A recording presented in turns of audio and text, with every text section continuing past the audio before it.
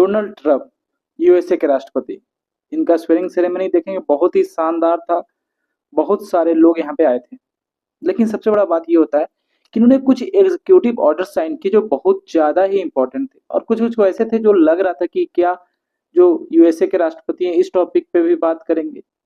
लेकिन सबसे खास इन सब बातों में क्या था कि इन्होंने बोला कि 100% टैरिफ लगा देंगे ये ब्रिक्स नेशन पे। 100% टैरिफ मतलब जो अगर कंट्रीज एक्सपोर्ट कर रही थी तो उसका दाम जो है जस्ट डबल हो जाएगा। आप सोच सकते हैं। तो मेनली ब्रिक्स नेशन है कौन? ब्रिक्स में आ जाएगा ब्राजील, रसिया, इंडिया, चाइना, साउथ अफ्रीका। लेकिन यहाँ पर मिस्टेकली एस फॉर उन्होंने स्पेन भी बोला था ट्रंप ने। खैर वो अलग है, वो बिना सोचे समझे बोला जाता है कि वो बोल देते हैं। लेकिन यहाँ पे ये जो 100% टैरिफ का बात है ये लगातार बोल रहे थे। पर ये टैरिफ का बात कर क्यों रहे हैं, खास करके ब्रिक्स नेशन के बारे में?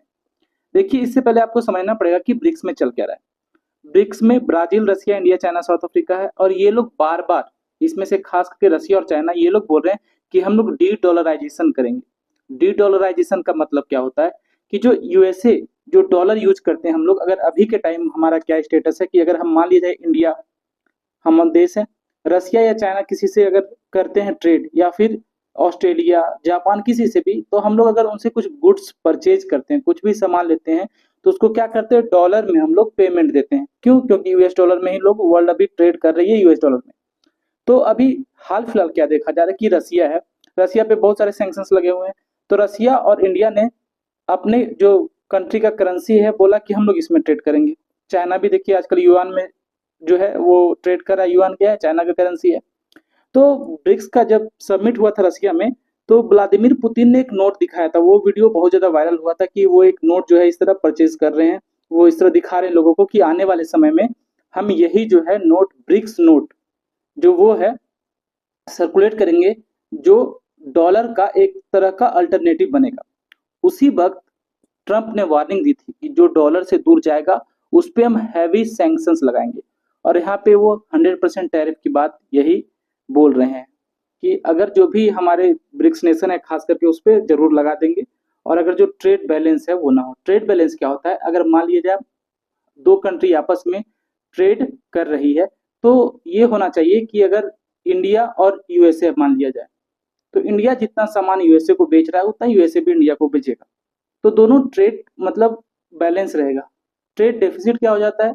जब दो कंट्री में से कोई एक कंट्री बहुत ज्यादा ट्रेड दूसरे देश को देने लगता है, मतलब सामान बेचने लगता है, पर खरीदता कुछ नहीं है। जैसे एग्जांपल में देखिए, चाइना के साथ हमारा ट्रेड डेफिसिट है। चाइना से चाइना को हम बेचते बहुत कम है लेकिन खरीदते बहुत ज्यादा है। वैसे अगर यूएसए से बात करें तो ट्रेड सरप्लस में है हम लोग, यूएसए को ज्यादा बेचते हैं और खरीदते कम है। तो यूएसए बहुत एक अच्छा मार्केट है पूरे वर्ल्ड के लिए। तो यहाँ पे जो ट्रंप ने 100% टैरिफ की बात की है, तो इससे जरूर इंडिया इसको थोड़ा सा चिंतन कर रहा होगा कि इस पे कैसे रिएक्ट किया जाए। क्योंकि ऐसा नहीं कि यूएसए बहुत छोटा देश है या फिर बहुत ही अनफ्रेंडली कंट्री है जिसको हम लोग कुछ भी बोल देंगे। क्योंकि वो एक फ्रेंडली नेशन है, तो उसको उस लहजे में बात करनी पड़ेगी। ऐसा नहीं कि कुछ भी बोल के हम लोग निकाल देंगे कि ठीक है आप 100% टैरिफ की ट्रेड पे आप टैरिफ बढ़ाने की बात करो तो हम भी आप पे लगाएंगे। ऐसा कुछ नहीं है। तो ये एक जो इश्यूज है अभी थोड़ा सा डिबेट में रहेगा कि इसको कैसे इंडिया डील करता है। क्योंकि देखिए, इंडिया ने उस वक्त एस जयशंकर साहब ने साफ साफ किया था कि जब डोनाल्ड ट्रंप ने ऐसा बोला था, तो उस टाइम एस जयशंकर साहब का स्टेटमेंट आया था कि हम लोग अभी डॉलराइजेशन से दूर जाने का कुछ नहीं सोच रहे हैं, और जो ब्रिक्स करेंसी है उस पर हमारा अभी तक कोई विचार नहीं है। साफ साफ एस जयशंकर साहब ने इस पे बोला था। लेकिन यहाँ पे डोनाल्ड ट्रंप ने जब ये स्टेटमेंट दिए, तो इस पे आने वाले समय में विचार जरूर होगा। और कुछ खास एग्जीक्यूटिव ऑर्डर्स जब प्रेसिडेंट बनते हैं यूएसए के, तो उनके पास कुछ पावर रहता है कि आप ये कर सकते हो। तो उसमें से क्या है, डब्ल्यूएचओ से जो यूएसए है वो अपने आप को निकाल चुका है, और पेरिस क्लाइमेट है उससे भी दूर कर चुका है। जो इलीगल इमिग्रेंट्स है उसको इमरजेंसी कोशिश करती है कि जो बॉर्डर पे जो है इलीगल इमिग्रेंट्स है, मतलब दूसरे जो देश के लोग हैं जो आ जा रहे हैं बॉर्डर पर से, उनको बंद किया जाएगा। और जो गल्फ ऑफ मैक्सिको है उसको गल्फ ऑफ अमेरिका जो है नाम ऐसा दिया गया है।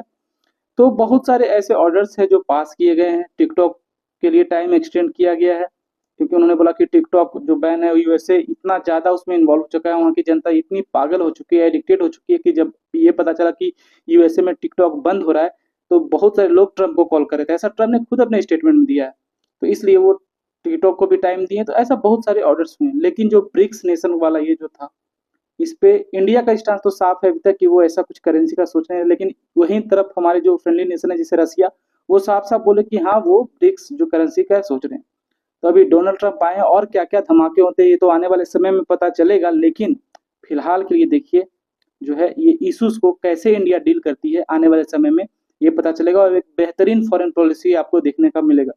उम्मीद करता हूँ आपको ये वीडियो समझ में आएगा। मिलते हैं अगले वीडियो में, तब तक पढ़ते रहिए, खुश रहिए। जय हिंद।